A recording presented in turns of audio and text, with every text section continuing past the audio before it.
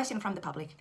What is Reiki? What is quantum healing hypnosis technique? And if I'm navigating lots of challenges and I would like to do something that improves my healing and promotes my well-being, how do I know which one is best among so many healing techniques? And how do I make a decision? Very fair question. Today at Lifting Consciousness, we're going to give it a little insight about these questions. Reiki refers to universal healing energy. And when it comes to healing energy, lots of people would easily approach us, this is woo-woo, and please do so. Everyone has the right to believe what they choose to believe. So that's this experience in this life, in this body comes with free will. Welcome everyone. Have you ever heard that everything comes and starts from energy, frequency, and vibration? Okay, wonderful. That would be the first concept. Everything needs to have that alignment in energy, frequency, vibration. Then ultimately, how you call it and how you structure could come second. But the source, the essence, the heart of what you're approaching, that is really, or what you are, or what you're seeking, that is really what matters the most. For example, if you're looking for healing and improving your well-being, then the fundamental of Reiki is accessing that universal force that comes with heart, that comes with nature, that comes with the grid of the heart of the universe. Hence, it is something that it is available to everybody. Reiki comes from Japan tradition, was initiated and crafted by Usui after a revelation that he had in the early 1920s, and then had several developments. It comes with symbols that are activated in the practitioners, have that intention to anchor with the healing grid of Mother Earth. Hence, the practitioner is then able, through these symbols and through intention, to different degree that are based on the skills of the practitioner, the intention, the purity, the frequency of the vessel, let's come back to this point because it's also so helpful in anything that you do for yourself. Whether you do meditation, whether you want to try automatic writing, do Reiki on yourself for yourself, as many practitioners as myself do, and so many other things. So the purity of yourself as the vessel is most likely number one. It's so important. But when it comes to the practitioner, so it's like, this is so easy. It's like every artist, every songwriter, every doctor.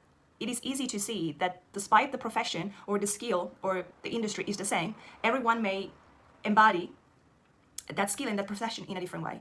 So it is always coming back to frequency, energy, vibration, and also see evidence of the efficiency of the work of the person, that you can make a better decision whether that person is most fitted or not for you. For example, especially when it comes to healing modalities that are so close. Let me give you more context. So close, for example.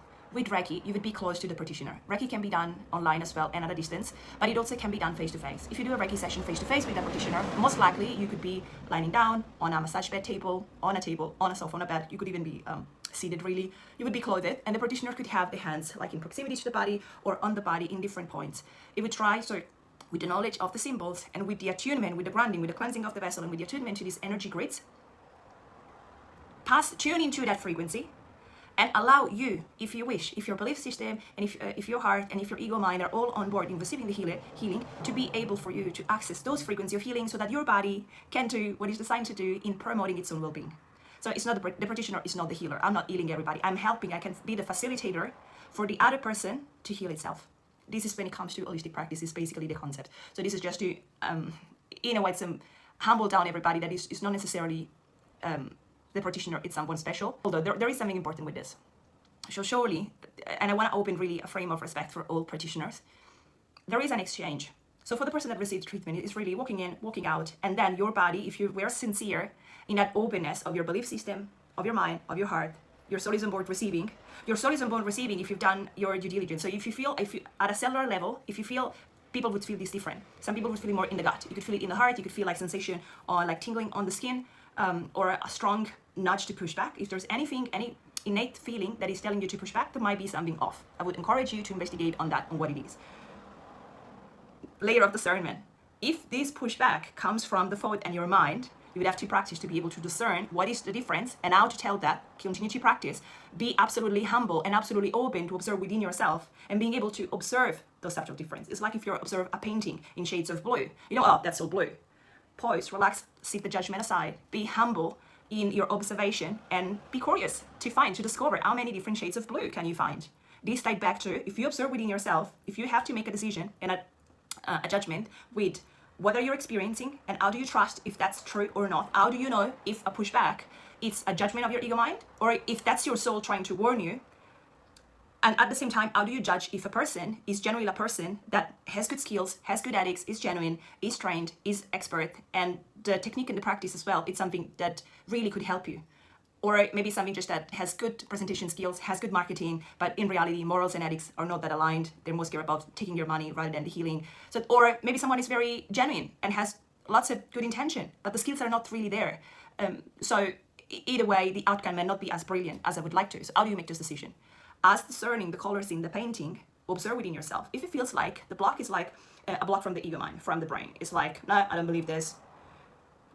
If you're going through that stage, it's not going to be easy. So just be open-minded as you continue to go through life. Sometimes trauma, suffering, other events, it doesn't necessarily have to come from the negative, but it's most likely seen that we humans tend to learn more when we go through suffers, and that help us to open up more and explore the emotion or reconsider so many things. But when you are able to go through all the layers, you're going to be able to tell the difference. Okay, this is dark blue, this is lighter blue.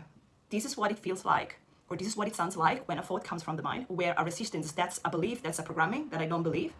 And this is the difference when maybe I think it's a good idea, but my soul is trying to tell me, or maybe this could be also for when you meet someone. It doesn't, I'm making the example with the healing practices, but you may relate with, you have that gut feeling when you meet someone, or you're speaking with someone, or a work colleague, or a romantic partner that you meet, and there's that gut sense within you, or something that you can feel in your skin, within yourself, that something is off. It could be the opposite. If I'm on board right away, in the first second, I'm on board.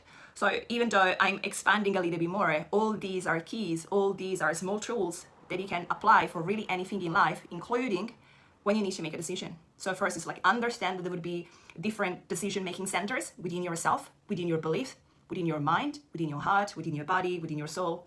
The body is in the way of the soul. So all these things will come together if you're humble, if you're open-minded. And then not necessarily you need to make a decision on what is true today. You can postpone, you can be open-minded and just, okay, I'm open-minded, I'm gonna keep observing what comes at me, and over time I'm gonna be able to make a better decision. If we're talking about approaching a therapy, then also that may depend on what is your financial availability. Example, a Reiki session would be much more accessible at a cost point of entry comparing to a quantum healing hypnosis technique session. Quantum healing, it takes lots of hours. It's a work that goes very much in depth. And as I was saying before, it's not just the time for you, the practitioner, but also, and this, for example, if you're familiar with the work of amazing Soul 33, Gaia, or many other like psychics or healing practitioner at worldwide level of knownness, there is an after time for the person to recalibrate, to cleanse the energy. So it's like you're giving so much, and then there needs to be that cleanse, separation, recalibration. Especially because if you're going, like your idea, your intention with healing is to drop and let go of anything that no longer serves you and transmute that into a higher frequency, into better frequency of well-being, of health, especially when it comes to spiritual. This is slightly separated when it comes to let's just gracefully say, intrusions or interferences. These are all factors in that can come into the cost of the session, or the complexity, or the length of the session.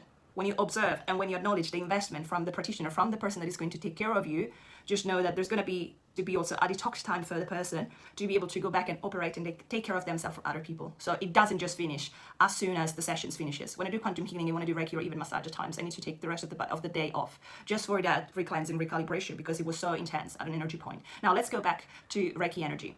What could you feel? Some people, if they're more open or empath, they would feel it right away.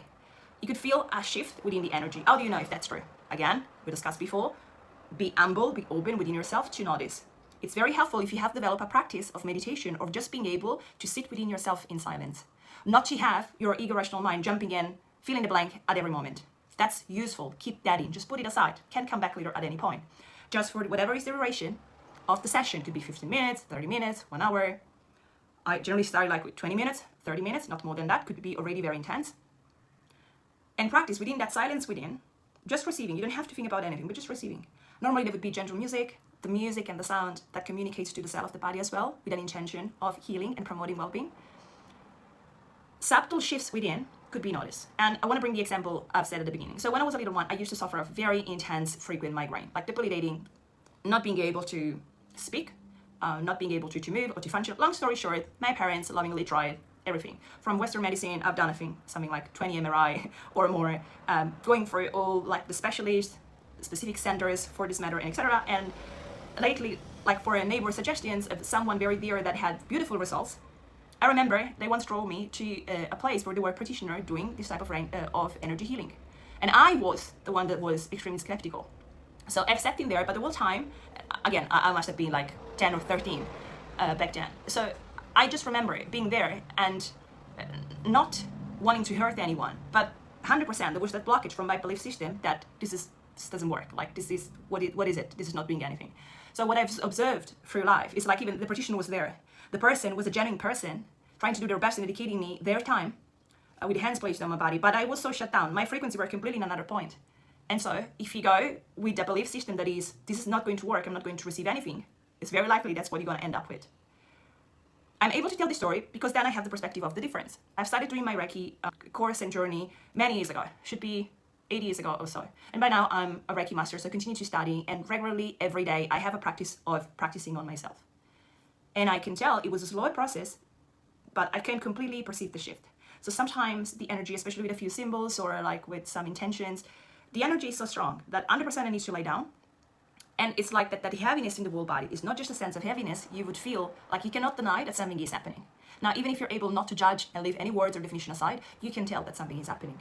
And this comes back to what capacity you have to try, what capacity do you have to explore, even just how fascinating it is that this is available to us, that this is available to everybody.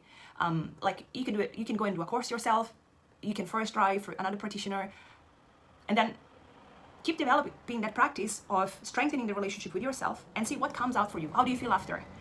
What benefits do you feel? Do you feel difference within the energies and the way that you can function throughout the day? So these can be parameters to look for. It doesn't have to be slow for everybody. I've met person that within seconds, like their hands go super warm, or even in their ability to receive. You know that I'm smiling because Reiki is also done on pets as well, and they're received so well. So sometimes like the changes that you can see can be really immediate. The fact that it's growing can be as well a good text of truth. There is some good validity in it. When it comes to quantum healing hypnosis, that is very different, and it's very different from other types of hypnosis as well. What I do love about this type of technique is that the person is put in a position, and it has such a format, and again, that comes with lots of alignments. The inventor, Dolores Cannon, wonderful woman, structured the whole session. So most likely, so there is a part that can be guided for the practitioner by a script, and then there is so much that is on the hand of the practitioner's skills to then navigate through the session. And the practitioner is really an investigator and your trusted guide. The skills can be very important. So really, it's like, I'm gonna make a big analogy here, but it's like you need to hire a lawyer. So you can understand how the skills of the lawyer can be significant in determining what's the impact. Now, the impact with a quantum healing session would not be as heavy, as in you can always try with another practitioner if you end up not having the results that you wanted to, or accessing the level of information that you wanted to. But this is like with everything, life is always special if you do a bit of due diligence for yourself. Quantum healing hypnosis will go for an induction, a conversation that you would have with the practitioner to have, like, what questions would you have, what is your life situation, what are your circumstances, what you're willing to achieve, why you're approaching this type of healing session and holistic practice. Then there would be, this is a session that is done lying down on bed or lying down somewhere very comfortable, because again, the energy, the frequency you would go through the brain waves and access different stage of frequencies.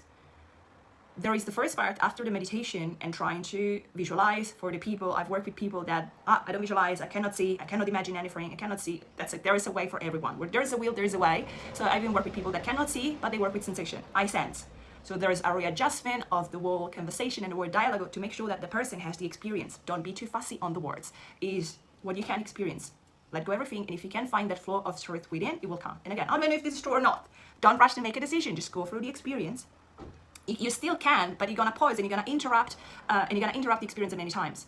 What is a risk? Like, the session is gonna go extremely long, which may impact the cost as well. And also, every time you're in depth, like every time you're in theta state, you're at a depth. When your rational mind comes back in and asks questions, you're jumping back into lower frequency. So in more alertness, lower depth of frequency. So this up and down is not helpful for you to, the effect for you for the goal that you want to achieve.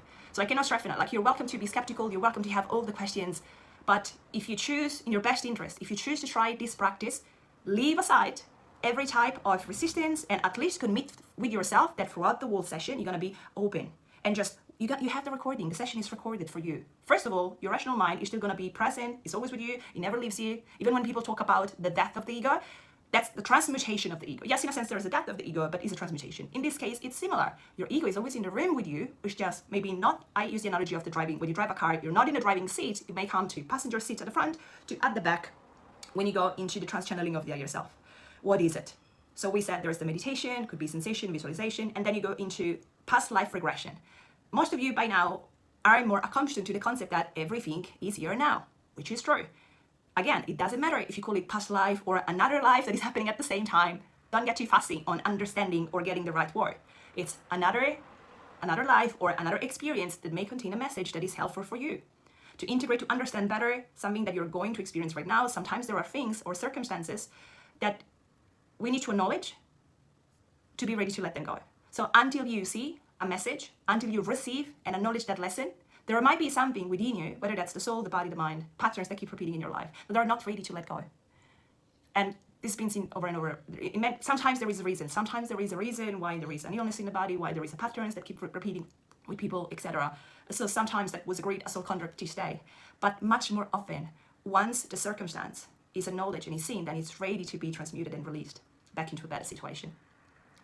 Many situations are tangible, like are very concrete for you then to see and observe reality. I have messages often so beautifully from clients that have done quantum healing, hypnosis, and I touch base to see how things are going, because like remember what it was said, the information that were downloaded during the session, the information after the past life, after the other life regression, there is the deeper part where you would go into channeling yourself or yourself.